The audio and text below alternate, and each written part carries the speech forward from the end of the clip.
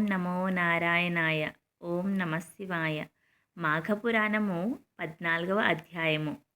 జహ్ను మహర్షి కృష్ణమదనుడనే మహాముని ఆశ్రమానికి వచ్చారు. వారిద్దరూ మాట్లాడుకుంటుండగా ప్రసంగం మధ్యలో మాఘమాస వ్రతం యొక్క ప్రసక్తి వచ్చింది.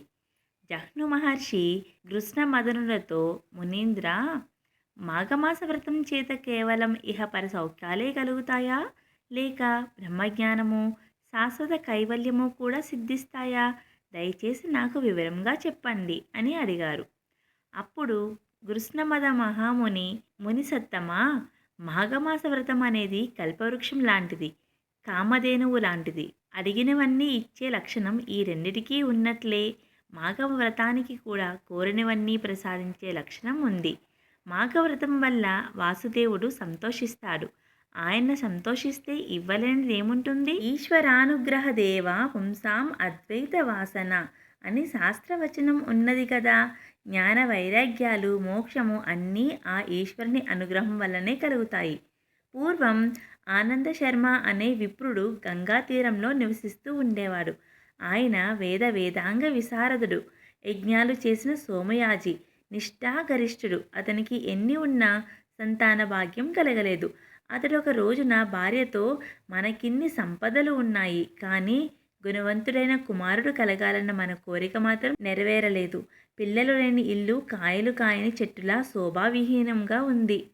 మనం పూర్వజన్మలో ఎవ్వరికీ ఏమీ దానం చెయ్యలేదేమో. పుణ్యం కొద్దీ పురుషుడు, దానం కొద్దీ బిడ్డలు అంటారు. అయినా మించిపోయిందేమీ లేదు.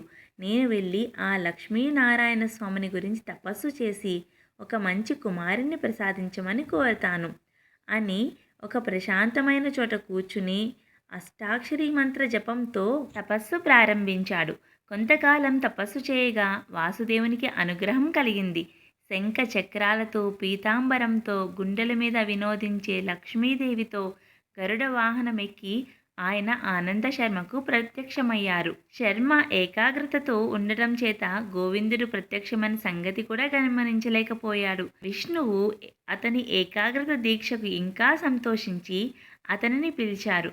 ఆనంద శర్మ అమృతోపానమైన ఆ పిలుపు విని కన్నులు తెరిచి తన ఇష్టదైవమైన శ్రీకాంతుడు తన ఎదురుగా కనిపించగా బ్రహ్మానందపడి, మహాపండితుడు కాబట్టి ఆసువుగా భక్తి పారవశ్యంతో ఒక స్తోత్రం పఠించి ఆయనను ఇలా స్తుతించాడు.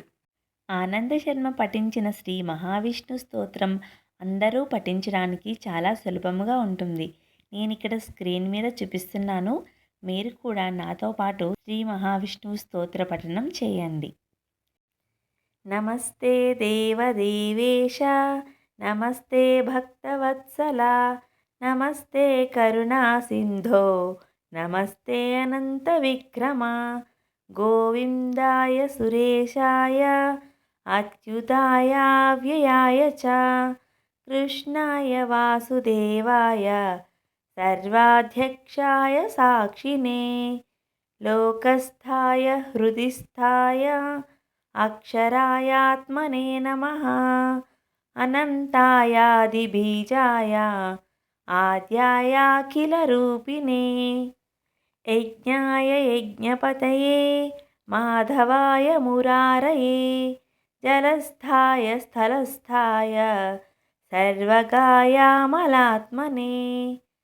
సచ్చిద్రూపాయ సౌమ్యాయ, సమస్సర్వాఘనాశినే, నమః కాలాయ కలయే, కామితార్థప్రదాయ చ, నమో దాంతాయ సాంతాయ, విష్ణవే జిష్ణవే నమః, విశ్వేశాయ విశాలాయ, వేదసే విశ్వవాసినే, సురాధ్యక్షాయ సిద్ధాయ, శ్రీధరాయ నమో నమః, ఋషికేశాయ ధైర్యాయ, నమస్తే మోక్షదాయినే, పురుషోత్తమాయ పుణ్యాయ, పద్మనాభాయ భాస్వతే, అగ్రేశ్వరాయ స్థూలాయ, వాసుదేవాయ తే నమః, జనార్దనాయ జైత్రాయ, జితామిత్రాయ జీవినే, वेदवेद्याय विश्वाय नारसिंहाय ते नमः। ज्ञानाय ज्ञानरूपाय ज्ञानदायाखिलात्मने धुरन्धराय धुर्याय धराधारय ते नमः। नारायणाय सर्वाय राक्षसानीकवैरिणे गुह्याय गुह्यपतये गुरवे गुणधारिणे कारुण्याय शरण्याय कान्तायामृतमूर्तये केशवाय नमस्तेऽस्तु नमो दामोदराय च संकर्षणाय सर्वाय नमस्त्रैलोक्यपालिने भक्तप्रियाय हरये नमः सर्वार्तिनाशिने नानाभेदविभेदाय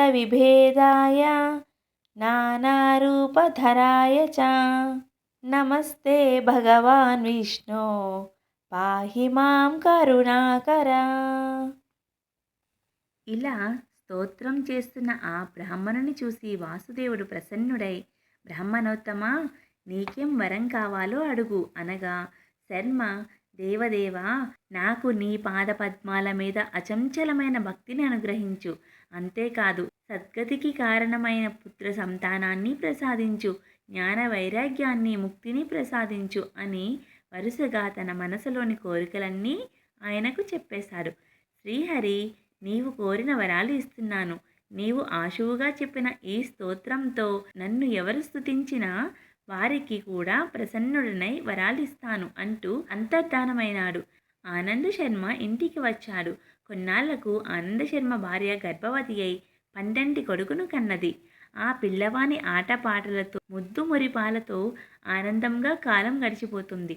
ఒకనాడు నారద మహర్షి వీరింటికి అతిథిగా వచ్చి బాలుణ్ణి చూసి, ఇతనికి 12 ఏండ్లే ఆయుష్, జాగ్రత్తగా చూసుకోండి అని చెప్పి వెళ్ళారు. ఆ దంపతులిద్దరూ విచారసాగరంలో మునిగిపోయారు.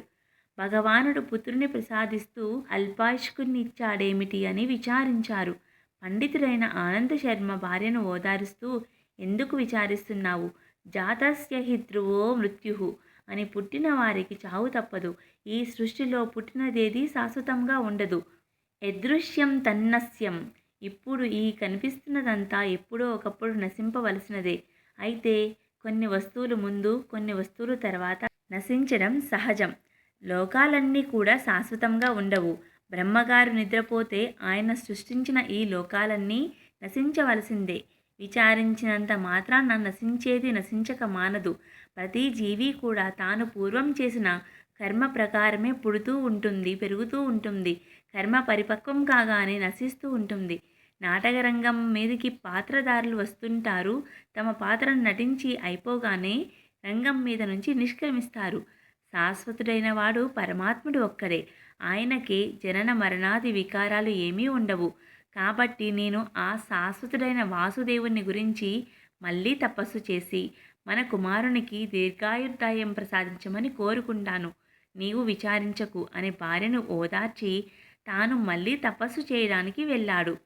మునుపటిలాగానే మహాభక్తితో, ఏకాగ్రతమైన దీక్షతో, నిశ్చలమైన మనస్సుతో తపస్సు చేయడం ప్రారంభించాడు. కొంతకాలానికి ఆయన తపస్సుకు మెచ్చి ఆ జగన్నాథుడు ప్రత్యక్షమైనాడు. మాఘపురాణం 14వ అధ్యాయం సంపూర్ణం. సర్వేజన సుఖినో భవంతు.